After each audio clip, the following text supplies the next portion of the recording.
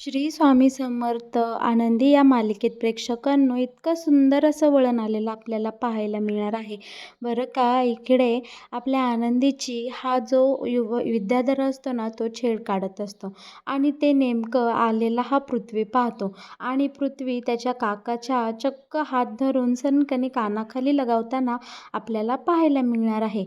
आणि हे नेमकं कसं घडलं, नक्की काय झालं, हे जर तुम्हाला जाणून घ्यायचं असेल तर आपला हा व्हिडिओ शेवटपर्यंत पहा, म्हणजे तुमचं सगळं काही हळूहळू लक्षात येईल.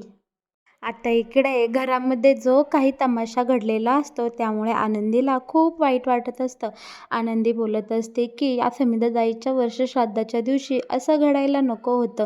मालक साहेबांनी आणि पृथ्वीदादांनी हा फोटो, ताईसाहेबांचा फोटो फाडायला नको होतं. नको घडायचं ते सगळं या घडी, या पवित्र दिवशी या घरात घडून गेलेलं आहे आणि या सगळ्या गोष्टींचा मला आता खूप त्रास होत आहे.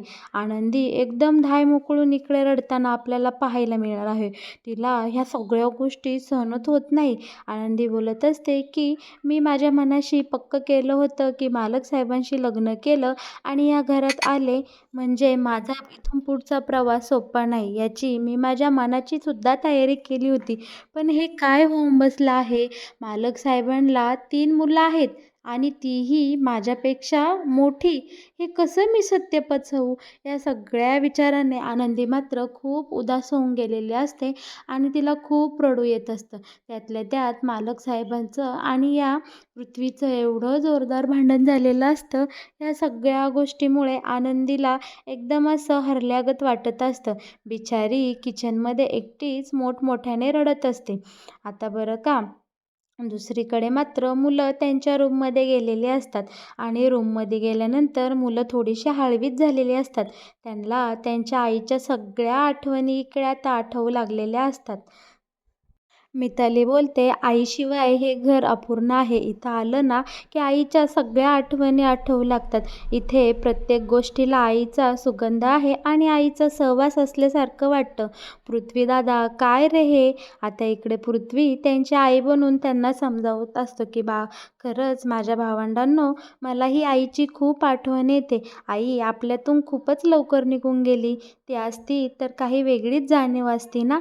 आणि इथे आता ही तिघेजणही एकमेकांच्या गळ्यात पडून एकदम ढसाढसा रडू लागतात. पण पृथ्वी एकदम खंबीर असतो. तो त्याच्या दोन्ही लहान भावंडांवर खूप प्रेम करत असतो आणि त्यांना खूप जपत असतो. इकडे तो बोलतो, जाऊ द्या बाळांनो, रडू नका. आपली आई नसली म्हणून काय झालं? मी तर आहे ना तुमच्यासाठी. तुमचा दादा आहे ना तुमच्याजवळ. तेव्हा मिथाली बोलते, हो रे दादा, तूच आमचं सर्वस्व आहे. आणि इकडे प्रांजलही आता डोळे पुसून घेतो आणि बोलतो की दादा, तू आहे ना, आम्हाला कशाचीच भीती नाही. आई गेल्यानंतर तूच आमची आई झाला आहेस. आमच्या सुखदुःख तूच तर वाटून घेतली. आम्हाला आईनंतर तूच जवळचा आहेस. तूच आमची आई आहेत. तितक्यात आता या पृथ्वीचं लक्ष सगळं आजूबाजूला जातं आणि त्याला इकडे सगळी छेडछाड झालेली वाटते. तो बोलतो की या निंबाळकरांची हिंमत कशी झाली माझ्या खोलीमध्ये यायची आणि माझ्या खोलीतल्या वस्तू हलवायची. आता त्याला इकडे खूप राग आलेला आपल्याला पाहायला मिळणार आहे आणि तो रागाच्या भरात सगळ्या वस्तू इकडे अस्ताव्यस्त करत असतो. पोरं आता त्याला सांभाळायला जातात. आपली मिथाली आणि इकडे प्रांजल बोलतो, अरे दादा, काय झालं? शांत हो तू. तुला एवढा राग कशाचा आलाय? तू रागवला ना, आम्हाला तर भीतीच वाटते बाबा. प्लीज प्लीज तू शांत हो. तेव्हा आता इकडे पृथ्वी जरासा असं हायपर झालेला असतो. तो बोलतो की त्या युगंधर निंबाळकरची एकही गोष्ट मला नको आहे आणि त्याचं नावही आपण या रूममध्ये कोणीही घ्यायचं नाही. मीही घेणार नाही. पण मिथालीला मात्र तिच्या वडिलांविषयी कळवळा असतो बरं का. तिला तिच्या वडिलांविषयी खरंच इकडे माया असते. ती बोलते, अरे दादा, आईनंतर आपण एकटं पडलं तसं आपले बाबाही एकटे पडले आहेत ना. बाबांना तरी कोण आहे रे दुसरं? आणि हो, आपण तरी एकमेकांसाठी तिघेजण आहोत. बाबा कोणासोबत बोलत असतील? तेव्हा आता इकडे पृथ्वी बोलतो, मिथाली, तुला जर तुझ्या बाबांचा कळवळा आला असेल ना, तर तू सरळ त्यांच्याकडे जा. पण एक गोष्ट लक्षात ठेव, तू माझ्यासोबत अजिबात बोलायचं नाही. तू फक्त मग तुझ्या बापाचीच बाजू घ्यायची. इकडे इकडे मिथाली बोलते, अरे दादा तसं नाही रे, जरा समजून तर घे. पण तितक्यात तिथे शिल्पा येते आणि शिल्पा बोलते की माझ्याशीही संबंध नाही आहे का कुणाचा. पण आता इकडे पृथ्वी लगेच शांत होतो. तिघही जण आपापले डोळे पुसतात आणि आत्यासमोर येतात. पृथ्वी लगेच आता इकडे शिल्पाचा आशीर्वाद घेतो आणि बोलतो की आत्या तुला कसं ग अंतर देईन, तू तर आमच्या आहेस ना. आता इकडे आपली ही शिल्पा लगेच तीनही मुलांना जवळ घेते आणि त्यांच्याशी अगदी गोड प्रेमाने वागत बोलत असते. त्यातल्या त्यात हा लाडका प्रांजल लगेच आत्याजवळ येतो आणि म्हणतं, आत्तू अगं तुला कसं विसरेल मी, तुझ्यासाठी ना मी एक गंमत आणली आहे. आणि लगेच बॅगमधून आत्यासाठी आणलेलं गिफ्ट तो आत्याला देऊन टाकतो. आणि आत्या लगेच इकडे हळूच चौकशी करते, मागच्या वेळी मी तुला दिलेले पैसे पुरले ना, व्यवस्थित वापरले ना. हा लगेच म्हणतो, हो तर मग व्यवस्थित पुरले पैसे, तू अजिबात काळजी करू नको. लगेच इकडे प्रांजल बोलतो, सॉरी बरं का दादा, पण आत्या मला पुन्हा एकदा पैसे हवे आहे, तू देशील ना मला. इकडे आत्या शिल्पा लगेच बोलते, हो तर मग माझ्या लाडक्याला मी पैसे नाही देणार मग कोण देणार, तुला किती हवेत तेवढे सांग, लगेच ट्रान्सफर करते. आणि इकडे आता हा प्रांजल खूप खुश झालेला असतो आणि आता म्हणतो की सॉरी बरं का, पण मी तुम्हाला खूप ऐनवेळी सांगत आहे, मी माझ्या मित्रांबरोबर जरा बाहेर जाणार आहे आणि काही दिवस मी तुमच्यासोबत नसणार आहे, तुमच्यासोबत माझा काहीही संबंध नसणार आहे आणि तुम्ही मला कॉन्टॅक्टही करू शकणार नाही. तेव्हा आत्या, पृथ्वी आणि मिथाली हसत हसत आता या प्रांजलला बाय करतात आणि तो लगेच तिथून निघून जातो. बोलतो, अर्जंटली खाली कॅब आलेली आहे, मी निघतो बरं का. आता हा गेल्यानंतर आत्या मात्र पृथ्वीसोबत विगोंदरचा विषय काढायला खरं तर आलेली असते. पण पृथ्वी मात्र इकडे शिल्पाची डायरेक्ट टाळाटाळ करतो आणि बोलतो की ठीक आहे, मी सुद्धा आता इकडे फ्रेश होऊन येतो. आता तो निघून गेल्यानंतर मात्र मिथाली आपल्या आईच्या जागी आत्या आहे असं समजून शांतपणे तिच्या गळ्यात पडते आणि तिच्या खांद्यावर डोकं ठेवून इकडे ढसाढसा रडू लागलेली असते. आता इकडे शिल्पा एकदम मिथालीला जवळ घेते प्रेमाने आणि तिची समजूत काढते.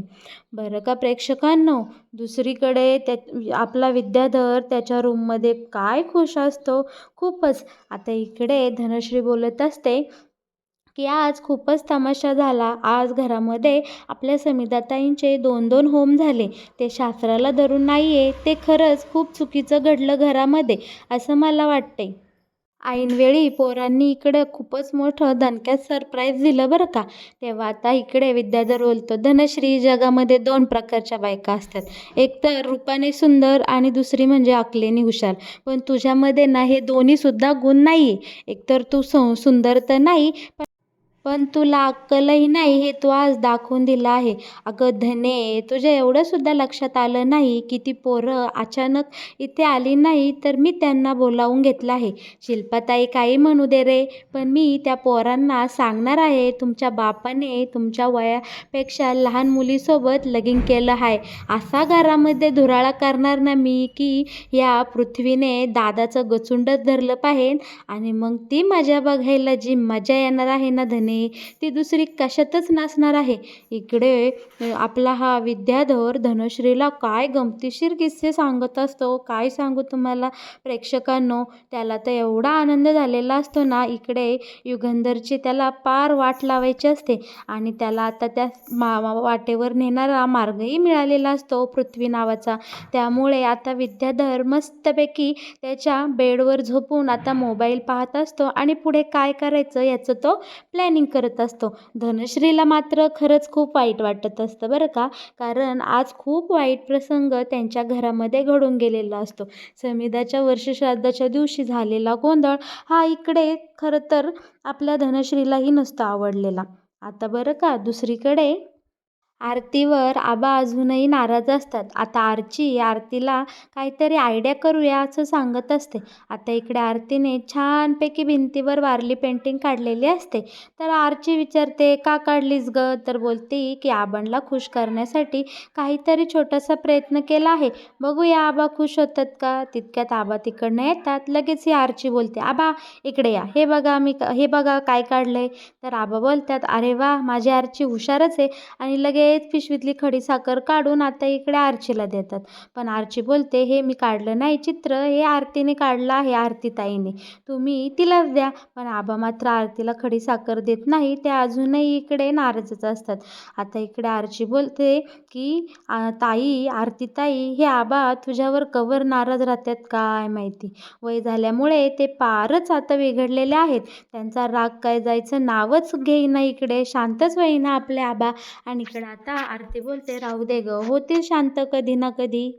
आता निंबाळकर वाड्यामध्ये आपल्या आनंदी खूप दुःखात असते. तिला या गोष्टीचं खूप गिल्ट वाटत असतं की तिला आता आईचं कर्तव्यसुद्धा पार पाडायला लागणार आहे.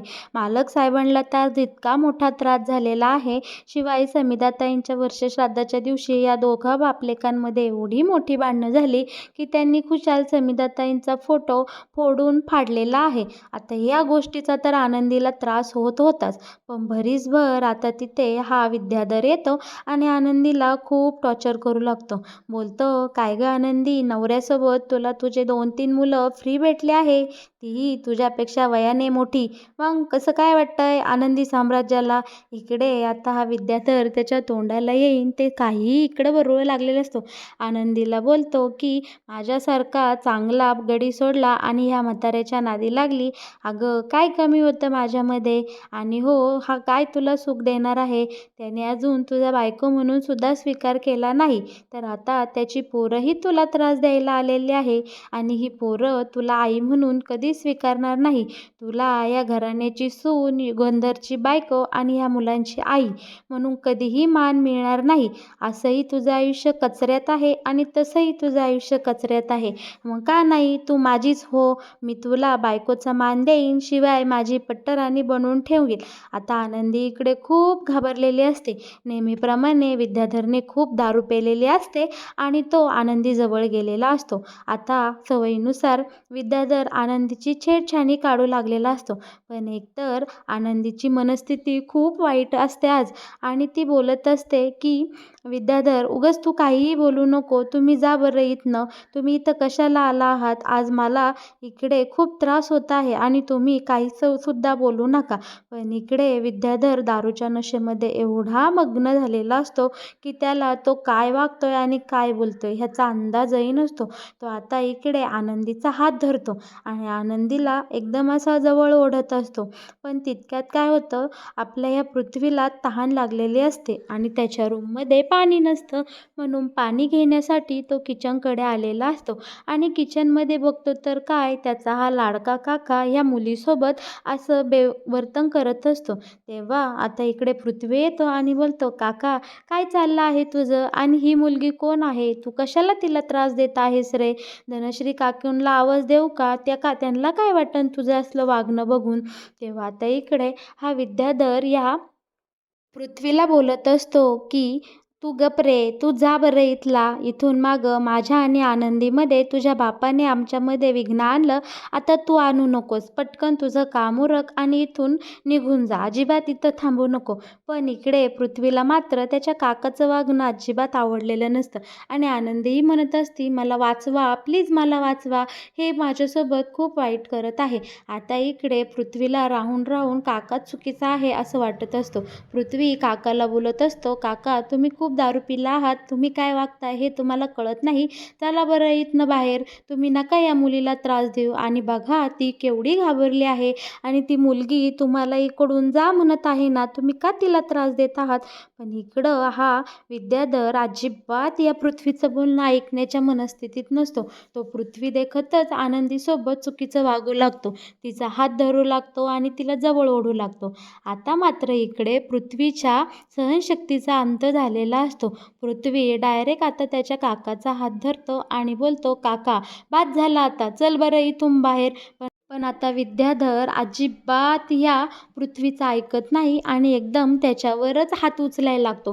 पण पृथ्वीचा राग आता इकडे अनावर झालेला असतो आणि पृथ्वीने सरळ सरळ डायरेक्ट आनंदीला या विद्याधरच्या तावडीतून सोडवलेलं असतं आणि विद्याधरच्या सनकेने कानाखाली दिलेली असते लगावून. आता इकडे पृथ्वी बोलतो की काका तू माझ्यापेक्षा वयाने खूप मोठा आहे आणि तुझ्यावर हात उचलणं खरंच चुकीचं आहे, पण तू असं वागत आहे की मला आज तुझ्या कानाखाली मारावीच लागली आहे. अरे मी तुला किती वेळा सांगतोय, त्या मुलीला त्रास होतोय तुझ्या वागण्याचा, पण तू माझं काही ऐकून घेण्याच्या मनस्थितीतच नाही. शिवाय तू मलाच उलटंपालटं बोलतोय. आता इकडे या पृथ्वीची आणि विद्याधरचीच इकडे भांडणं होताना आपल्याला पाहायला मिळणार आहे. आणि इकडे किचनमध्ये यांच्या जेव्हा वाद सुरू होतो तेव्हा सगळे हॉलमध्ये हळूहळू जमा होतात. शिल्पाताई पहिलीच तिथं येते आणि धनश्री येते. शिल्पाताई बोलते, इथं काय चालू आहे?